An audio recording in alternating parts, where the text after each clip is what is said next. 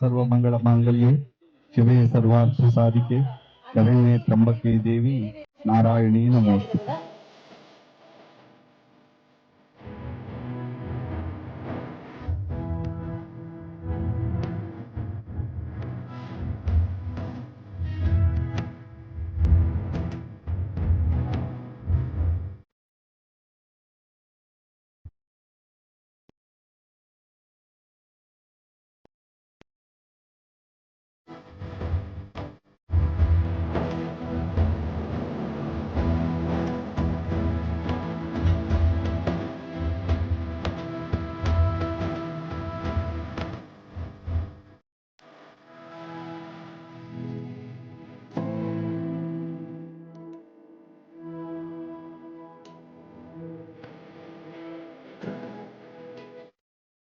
ಇವತ್ತು ಶುಕ್ರವಾರ.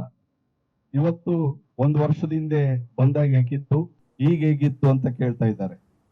ಅವತ್ತು ನಮ್ಮ ಮುಖದಲ್ಲಿ ಯಾರ ಮುಖದಲ್ಲೂ ಇಷ್ಟು ಕಳೆ ಇರಲಿಲ್ಲ ಅಂತ ನಾನು ಭಾವಿಸ್ತೀನಿ. ಇಷ್ಟು ನಗುಮುಖನೂ ಯಾರ ಮುಖದಲ್ಲೂ ಇರಲಿಲ್ಲ. ಯಾಕೆ, ಸತೀಶು ಅವಾಗ ನನಗೆ ಫಸ್ಟ್ ಪರಿಚಯ ಆಗಿದ್ದು. ಸೆಕೆಂಡ್ ರಾಧಾ ಹಿರೇಗೌಡ್ರುವೆ. ಬಿಡಿ, ನಿಮ್ಮ ನಮ್ರತಾ ಮೇಡಮ್ ಯಾವತ್ತು ನಮ್ಮ ಮಠಕ್ಕೆ ಕಾಲಿಟ್ರೋ ಅವತ್ತಿಂದ ನಾನು ಈ ಸ್ಕೂಲ್ ಓಪನ್ ಮಾಡೋದು ಹೇಗಾಗಿದೆಯೋ ಹಂಗೆ ಚಾನಲ್ ಓಪನ್ ಮಾಡೋದು ಆಗ್ಬಿಟ್ಟಿದೆ ನನಗೆ. ಯಾಕೆ ಅದೇನೋ ಗೊತ್ತಿಲ್ಲ ನನಗೆ, ಎಷ್ಟು ಚಾನಲ್ ಆಗ್ತಾವೆ ಅಂತ ಹೆಸರು ಹೇಳಕ್ ಆಗ್ತಾ ಇಲ್ಲ. ಯಾಕೆಂದ್ರೆ ಒಂದೊಂದು ಚಾನಲ್ ಒಂದೊಂದು ತಿಂಗಳಿಗೆ ಆಗ್ತಾ ಇದೆ. ಯಾಕೆಂದ್ರೆ ಯಾವತ್ತು ತನು ಮನ ಧನ ಮೂರೂ ಇರಬೇಕು. ಆ ಮನಸ್ಸು ಕೊಟ್ಟಾಗ ಆ ಮನಸ್ಸು ಯಾವತ್ತು ಈ ಶ್ರದ್ಧೆಯಿಂದ ಈ ಸಂಸ್ಥೆನ ಶಿವಸ್ವಾಮಿ ಆಗ್ಲಿ ನಮ್ರತಾ ಆಗ್ಲಿ ಅವರು ಎಷ್ಟು ದೇವ್ರ ಹತ್ರ ಆಗ್ತಾ ಇದ್ದಾರೆ ಅಂದ್ರೆ, ಪ್ರತಿ ಶುಕ್ರವಾರ ನಾನು ಪೂಜೆ ಮಾಡ್ತೀನಿ. ಆ ಪ್ರತಿ ಶುಕ್ರವಾರ ನಾನು ಪೂಜೆಗೆ ಯಾವತ್ತೂ ತಪ್ಪಿಸ್ಕೊಳ್ಳೋದೇ ಇಲ್ಲ. ಅವರು ಒಬ್ರು ಚಾಮುಂಡೇಶ್ವರಿ ತಾಯಿಗೆ ಮತ್ತು ರಾಜರಾಜೇಶ್ವರಿಗೆ ಇಬ್ರುವೆ ದತ್ತು ಮಕ್ಕಳ ತರ ಆಗ್ಬಿಟ್ಟಿದ್ದಾರೆ. ಅವ್ರಿಗೆ ಕಷ್ಟ ಅನ್ನೋದು ಪ್ರತಿಯೊಬ್ಬರು ಮನುಷ್ಯನಿಗೂ ಸಿಗುತ್ತೆ, ಬರುತ್ತೆ, ಹೋಗುತ್ತೆ. ಆದ್ರೆ ನಾವ್ ಯಾವತ್ತು ನಮ್ಮ ಮುಖದಲ್ಲಿ ಕಷ್ಟ ತೋರ್ಸಕ್ಕಂತೂ ಆಗಲ್ಲ, ನಮ್ಮ ಹೃದಯದಲ್ಲೂ ಸಹ ಕಷ್ಟ ತೋರ್ಸಕ್ ಆಗಲ್ಲ. ನಮ್ಮ ಮುಖ ಯಾವತ್ತು ನಗುಮುಖವಾಗೇ ಇರ್ಬೇಕು. ಇವತ್ತು ನಮಗೂ ಎಷ್ಟೋ ಕಷ್ಟಗಳು ಇರ್ತವೆ. ಯಾವಾಗ ಆ ಕಷ್ಟಗಳು ನೋಡ್ತಾ ಇರ್ತೀವೋ, ಪರ್ಸನ್ಸ್ ಯಾರು ನೋಡ್ತಾ ಇರ್ತೀವೋ ಆ ಮುಖ ದೇವ್ರ ಮುಖ ನೋಡಿದಾಗ ನಮಗೆ ಭಕ್ತಿ ಬರ್ತದೆ. ಒಬ್ಬ ಮನುಷ್ಯನ ಮುಖ ನೋಡಿದಾಗ ಒಂದು ಸಂತೋಷ ಬರುತ್ತೆ. ಇವತ್ತು ಆ ಸಂತೋಷ ಸಡಗ ಸಂಭ್ರಮ 1 ವರ್ಷ ಪೂರೈಸಿದೀವಿ. ಈ ಮಗು ಇನ್ನೂ ಚೆನ್ನಾಗಿ ಬೆಳಿಬೇಕು.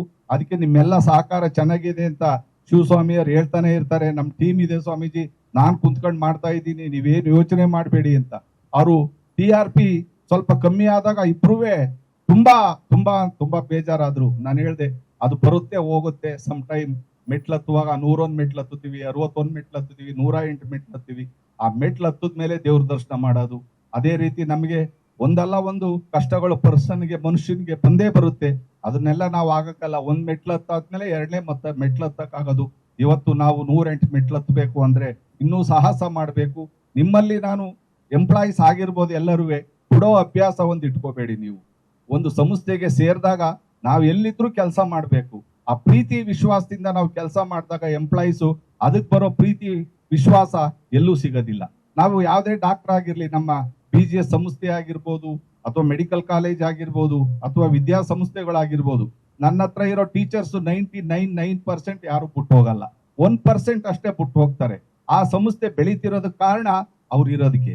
ಈ ಸಂಸ್ಥೆ ಬೆಳೆಸ್ತಾ ಇರೋದು ನೀವೆಲ್ಲರೂ. ಇವತ್ತು ಶಿವಸ್ವಾಮಿಯವರು ಒಬ್ಬ ಮನುಷ್ಯ ಎಷ್ಟು ಟೆಕ್ನಿಕಲ್ ಆಗಿ ಬಂದು ಇವತ್ತು ಈ ರೀತಿ ಒಂದು ಸಂಸ್ಥೆ ಕಟ್ಟೋದು ಅಷ್ಟು ಸುಲಭ ಅಲ್ಲ. ಆ ಸಂಸ್ಥೆ ಹಿಂದೆ ಹಲವಾರು ಕಷ್ಟಗಳು ಇರ್ತದೆ. ಇವತ್ತು ದುಡ್ಡಿದ್ರೆ ದೊಡ್ಡಪ್ಪ, ಆದ್ರೆ ಇವತ್ತು ಆ ದುಡ್ಡನ್ನ ದೇವರು ಯಾವುದೋ ರೀತಿ ಅವರಿಗೆ ಸಹಾಯ ಬರುತ್ತೆ. ಅವರಿಗೆ ನಿಮ್ಮೆಲ್ಲ ಸಹಕಾರ ಈ ಸಂಸ್ಥೆ ಇನ್ನೂ ಬೆಳೆಸ್ಬೇಕು ಅಂತ ನಿಮ್ಮಲ್ಲಿ ಪ್ರತಿಯೊಬ್ಬರಿಗೂ ಒಂದು ಚಾಲೆಂಜ್ ಇರಬೇಕು. ನಮ್ಮ ಪ್ರೇಮ್ ಏನಿದ್ದಾರೆ ಇವತ್ತು ಅವರು ಈ ರೀತಿ ಬರಬೇಕು ಅಂತ ನೆನಪಿರಲಿ ಪ್ರೇಮ್ ಅಂತ ಬಂತು. ಯಾಕೆಂದ್ರೆ ಒಂದೇ ಒಂದು ಮೂವಿ ನೆನಪಿರಲಿ ಅಂತ. ಆದ್ರೆ ಇವತ್ತು ಅವ್ರಿಗೆ ಸ್ಲೋಗನ್ ಆಯ್ತು ಅದು ನೆನಪಿರಲಿ ಅನ್ನೋದು. ಹಂಗೆ ಇವತ್ತು ಜನರಲ್ ಆಗಿ ಹೇಳ್ತಾ ಇದ್ರು, ಬಿಸಿಲಿರೋ ಕಡೆ ಕೆಲಸ ಇದ್ರೆ ಸ್ವಾಮೀಜಿ ಬಿಸಿಲು ನಮಗೆ ಲೆಕ್ಕಕ್ಕೆ ಬರಲ್ಲ ಅಂತ. ಯಾವಾಗ ಕೆಲಸ ಇಲ್ವೋ ಅವಾಗ ನಮ್ಗೆ ಬಿಸಿಲು ಸುಡುತ್ತೆ. ಇವತ್ತು ಕ್ರಿಕೆಟ್ ಆಡೋರು ಬಿಸಿಲಿದ್ರೆ ಆಡ್ತಾರೆ, ಬಿಸಿಲು ಇಲ್ದಿದ್ರು ಆಡ್ತಾರೆ. ಅವ್ರಿಗೆ ಶ್ರಮ ಪಟ್ರೆ ಅವ್ರು ಇಂಟರ್ನ್ಯಾಷನಲ್ ಕೋಚ್ ಆಗ್ಬೋದು, ಇಂಟರ್ನ್ಯಾಷನಲ್ ಪ್ಲೇಯರ್ ಆಗ್ಬೋದು.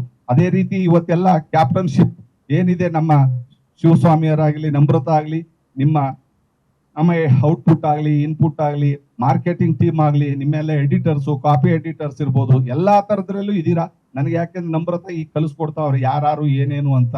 ಅದನ್ನ ನಾನು ಕಲಿತಾ ಇದ್ದೀನಿ. ಮೊದಲು ಔಟ್ಪುಟ್ ಅಂದ್ರೆ ಏನು ಗೊತ್ತಿಲ್ಲ, ಇನ್ಪುಟ್ ಅಂದ್ರೆ ಏನು ಗೊತ್ತಿಲ್ಲ, ಕಾಪಿ ಎಡಿಟರ್ ಅಂದ್ರೆ ಏನು ಗೊತ್ತಿಲ್ಲ. ಇವತ್ತು ನಾನು ಟಿವಿ ನಿಮ್ಮ ಕಾಲಿಟ್ಟಾಗ ಈ ಅಮೃತ ಗಳಿಗೆಯಲ್ಲಿ ಇವತ್ತು ಯಾವತ್ತು ಸ್ಟಾರ್ಟ್ ಮಾಡಿದ್ನು ಇವತ್ತು 6 ಚಾನಲ್ ಆಗಿದೆ. ಅದೇನೋ ಅದು ನಡ್ಕೊಂಡು ಹೋಗ್ತಾ ಇದೆ. ಆದ್ರೆ ಇದು ನನ್ನ ಕೂಸಾಗಿರೋದ್ರಿಂದ ಈ ಕೂಸನ್ನ ನೀವು ಬೆಳೆಸ್ಬೇಕು. ಆ ಕೂಸನ್ನ ಯಾವತ್ತು ಇಲ್ಲಿಂದ ಹೋಗೋದಾಗ್ಲಿ ಅಥವಾ ಇನ್ನೊಂದ್ ಕಡೆಗೆ ಹೋಗೋದಾಗ್ಲಿ ಮಾಡೋದಾಗ್ಲಿ ಬೇಡ. ಒಂದು ಸಂಸ್ಥೆಯಲ್ಲಿ ಇದ್ದೀರಾ ಅಂದ್ರೆ ಆ ಸಂಸ್ಥೆಗೆ ಒಂದು ಋಣ, ತಾಯಿ ಋಣ. ಎಲ್ಲರನ್ನೂ ತಾಯಿ ಅಂತ ಕರೆದ್ರುವೆ ತಾಯಿನೇ.